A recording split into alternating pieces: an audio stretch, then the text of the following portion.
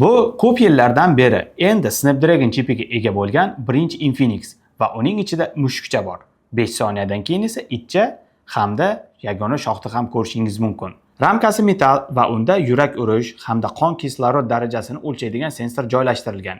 Yana unda haqiqiy FM radioni ham eshitsangiz bo'ladi. Stereo dinamika, RGB indikator, One Tap ko'p funksiyali tugma, eSIM hamda 6,5 ming mAh ga teng bo'lgan akkumulyator. U simsiz zaryadlashni qo'llab-quvvatlaydi.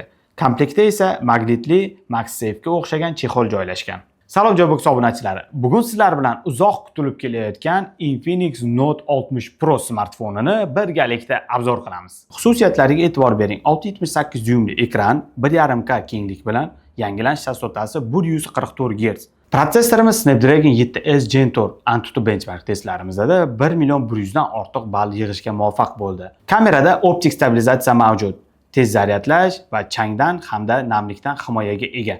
Komplektatsiyaga keladigan bo'lsak, har doim bizni quvontiradi. 90 vatli tezkor quvvatlagich, USB-A ga USB Type-C shnuri hamda quloqchin. Qo'shimchasiga magnitli chexol, himoya oynasi hamda yo'riqnomalarni ham komplektdan topishingiz mumkin. Va sovg'a sifatida mana shunday simsiz quvvatlagich qo'shib berilgan. Buni to'g'ridan-to'g'ri smartfonni o'ziga yopishtira olmaysiz, faqatgina magnitli chexoli bilan birgalikda buni ishlatishingiz mumkin bo'ladi. Magnitli chexoliga faqatgina o'zidan chiqqan MagSafe ishlatish shart emas, balki iPhone yoki boshqa qurilmalarning MagSafe'larini ham bemalol ishlatishingiz mumkin bo'ladi. Smartfonimizning ekrani juda ham yorqin, 1.5K kenglikka ega, ko'zlaringizga juda ham yoqimli, 144 Hz yangilanish chastotasiga ega. E'tibor bering, 144 Hz. Kattaligi esa 6.78 dyum. Maksimal yorug'ligi HDRda 4,5 ming nitgacha yetadi. Bu quyoshli ob-havoda bemalol ekranni hech qanaqa to'siqlarsiz ko'rishingizga yordam beradi. Eng shov-shuvlarga sabab bo'lgan narsasi smartfonga o'rnatilgan protsessor. Bunda ancha yillardan beri qo'llanilib kelmayotgan Snapdragon 7S Gen 4 protsessori o'rnatilgan. Ha, bu protsessor juda ham kuchli, ancha-muncha telefonga o'rnatilgan va ancha-muncha o'yin va dasturlarni tezda ochishga va hech qanaqa qotishlarsiz o'ynashga xizmat qiladi. Smartfonda protsessorlar kuchini bilish uchun bunda AnTuTu benchmark testini o'tkazdik va vaholanki 1.100.000 dan ortiq ball yig'ishga muvaffaq bo'ldi. Bu juda ham yaxshi natija. Bu degani bemalol smartfon ancha-muncha kundalik hayotingizda bajarishingiz kerak bo'lgan ishlarni tezda bemalol bajarib berishini xizmat qilib beradi. Smartfonimiz Android 16 dasturiy ta'minotiga ega hamda o'zining ichki оболочкасы XOS 16.1 hisoblanadi. Bunda juda ham ko'p qiziqarli funksiyalar mavjud hamda sun'iy intellektning imkoniyatlari ham ancha-muncha kengaygan. Misol uchun mana bu bo'limga kiradigan bo'lsangiz, sun'iy intellektning barcha imkoniyatlarini ko'rib olishingiz mumkin bo'ladi. Hamda hozirda bu smartfonimiz rasmlar bilan sun'iy intellekt orqali juda ham yaxshi va juda ham ko'p imkoniyatli ishlarni amalga oshira oladi. Smartfonimizning tashqi ko'rinishi iPhone ni eslatib yuboradi deyishingiz mumkin, lekin iPhone'dan ajralib turadigan ancha-muncha joylari, jihatlari mavjud. Birinchidan mana bu kamera joylashuvlariga e'tibor bering hamda spishkani joylashgan joyiga e'tibor bering. Hamda mana bu qismida 10 ga 15 pikselli matritsa joylashtirilgan va bu matritsada siz har xil animatsiyalarni ko'rishingiz mumkin bo'ladi. Bu yerga siz mushukchani, kuchukchani yoki boshqa bir hayvonlarni bemalol o'rnatib qo'yish imkoniyatingiz mavjud. Va o'zingizga yoqadigan biron bir nomni ham yozib qo'yishingiz mumkin bo'ladi. Bizning holatimizda mana ko'radigan bo'lsangiz Joybox deb yozib qo'yganmiz. Eng zo'r tarafi, agarda ekrandan charchagan bo'lsangiz, mana shu orqa matritsada bemalol o'yinlarni ham o'ynashingiz mumkin. Mana ko'rib turibsiz, mana bunday o'yinni o'ynashni boshladim. Yon qismi juda ham yoqimli, qo'lda ushlasangiz qirralari umuman botmaydi hamda bu yon qismi metalldan ishlangan. Mana bu qismiga e'tibor bering, bu yerda pulsi hamda qondagi kislorodni o'lchovchi datchik joylashtirilgan. Mana shu orqali sog'lig'ingiz haqida tezda ma'lumot olib olishingiz mumkin bo'ladi. Bu yerga iPhone'lar kamera kontrolni qo'ygan edi. U kamera kontrol umuman keraksiz tugma deyarli, lekin Infinix mana bu yerga sog'liqni nazorat qiluvchi datchikni joylashtirgan. Oldingi orqa qismida edi, eslasangiz, lekin men uchun mana shu yon qismiga joylashtirilgani anchagina qulayroq. Orqa qismiga keladigan bo'lsak, plastikka ham o'xshab ketadi, shishaga ham o'xshab ketadi. Bunda ushlab ko'radigan bo'lsangiz, unaqa uzorlar yo'q, tekis holatda ishlangan, barmoq izlaringiz umuman qolmaydi. Displey to'g'risini aytaman, 144 Hz bo'lgani uchun juda ham yoqimli, ko'zlaringizga silliqligi shundogina bilinib turadi. Qo'shimchasidan bu yerda chiroyli aboylarni qo'yib qo'yishingiz ham mumkin. Mana bu rабочий stolga e'tibor beradigan bo'lsangiz, mushuk 3D animatsiyaga o'xshab turib joylashtirilgan. Mana shu ikonkalarning ustidan o'tib ketishi juda ham qanaqadir yoqimli ko'zingizga. Mana shunday aboylarni ham ishlatsangiz bo'ladi. Va yana korpusimizda mana bu qismida One Tap tugmasi joylashtirilgan. Bu juda ham ko'p funksiyali, xohlagan funksiyangizni qo'yib qo'ysangiz bo'ladi. Shunchaki ko'proq ushlab turib bosasiz va o'zingiz qo'ygan funksiya tezda ishga tushadi. Ana endi kelinglar, bu smartfonimizda juda ham populyarni bo'lgan PUBG o'yinida necha FPS berar ekan. Mana shuni birgalikda tekshirib olsak.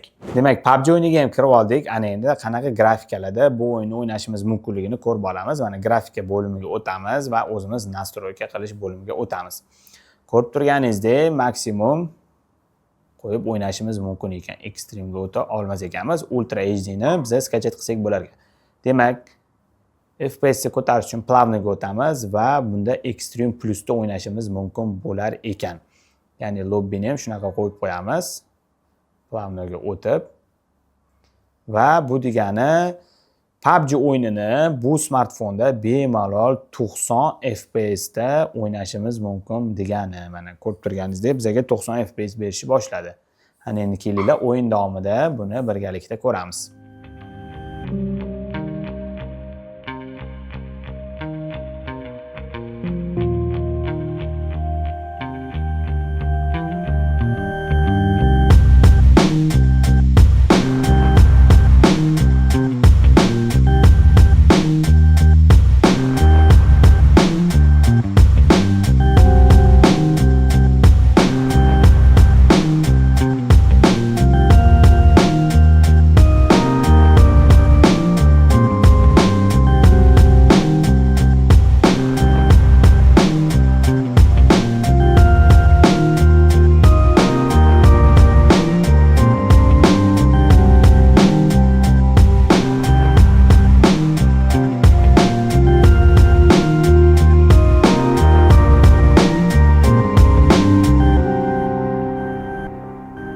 Mana bu yerda matritsa joylashgani bilan aktiv qoluv funksiyasini esdan chiqarishmagan, o'yin o'ynayotganingizda xabarlar kelgani va qaysi tur funksiyalarni amalga oshirayotganingizda mana bu yerda indikator yonib o'tishni boshlaydi. Matritsani o'rnatib, aynan shu funksiyani olib tashlashmaganda men xursandman.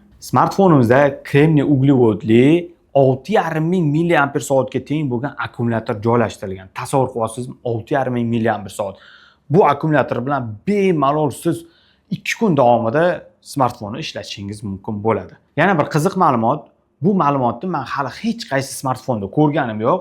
Har 200 ta sikl zaryadlaganingizdan keyin o'zi 1% ga tiklar ekan smartfon.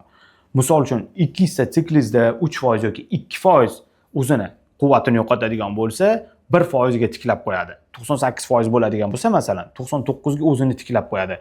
Tasavvur qilyapsizmi? O'zini tiklaydigan, ya'ni akkumulyatori yillardan yilga pasayib ketmaydigan bu smartfon. Smartfonimiz 90 vatli quvvatlagichdan tezkor quvvat oladi. Simsiz quvvatda esa 30 vattda olishi mumkin. Qo'shimchasiga revers zaryadka ham mavjud, ya'ni power bank qilib boshqa smartfonlarga zaryadka ham berish imkoniyatingiz mavjud bo'ladi. O'yinlar o'ynayotganingizda обходная zaryadkani yoqib qo'yadigan bo'lsangiz, akkumulyatoringizga umuman zarar bermasdan o'yinlarni juda ham ko'p davomiy o'ynashingizga xizmat qilishi mumkin.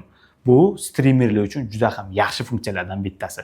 Ishlab chiqaruvchi smartfon akkumulyatorni 100% qilib olib, bemalol to'xtatmasdan 34 soat video, 22 soat navigatordan foydalanish imkoniyati mavjud deb bizga beryapti.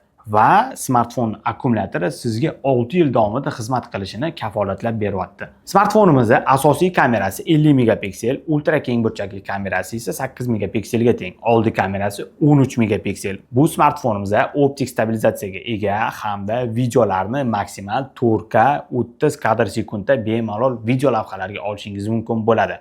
60 kadr sekundda olmoqchimisiz, unda Full HD ga tushirib qo'yishingizga to'g'ri keladi. Ana endi keling, ko'chaga chiqib, bu smartfonda video va foto lavhalarni olib siz bilan bo'lishsam.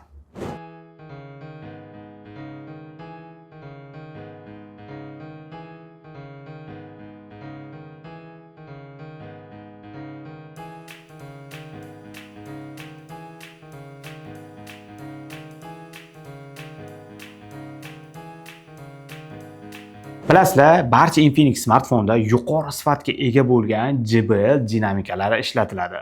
JBL bilsanglar kerak, dunyo tanigan brend hamda bu smartfonlarning har bittasida ikkitadan dinamika joylashtirilgan bo'ladi. Bu dinamika sizga stereo ovoz chiqarib berish xizmatini amalga oshiradi.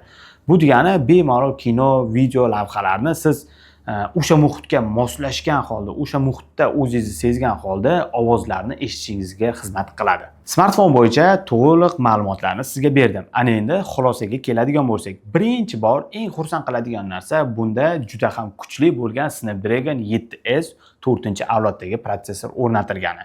O'yinlarda rostdan ham juda ham zo'r, stabil FPS berib kelmoqda. Eng zo'r innovatsion g'oyalardan bittasi bu matritsa ekran o'rnatilgani. Orqa qismida u yerda siz bemalol kerakli informatsiyalarni ko'rib olishingiz mumkin bo'ladi. Yana eng zo'r innovatsion qilingan ishlardan bittasi bu akkumulyatorni o'zini-o'zi tiklashi. Bu hali smartfonlarda birortasida eshitganim yo'q. Birinchilardan bo'lib mana shu Infinixda ko'rdim. Menimcha shu Infinixdan olib turib boshqa smartfonlarda ham ishlatishni boshlasa kerak. Va 6,5 ming mAh bo'lgani bu juda ham zo'r. Mazza qilib batareykani tez ketishini o'ylamasdan ishlatishingiz mumkin bo'ladi. To'g'risi Infinix bozorga innovatsion g'oyalar olib kiradigan kompaniyalardan bittasi hisoblanadi. Keyinchalik ham bizni zo'r smartfondagi innovatsiyalar bilan xursand qilishiga men ishonib qolaman. Xo'sh, obzorimiz o'z nihoyasiga yetdi. Agarda sizga yoqqan bo'lsa, like va podpiska bosishni unutmang. Keyingi videolarda ko'rishguncha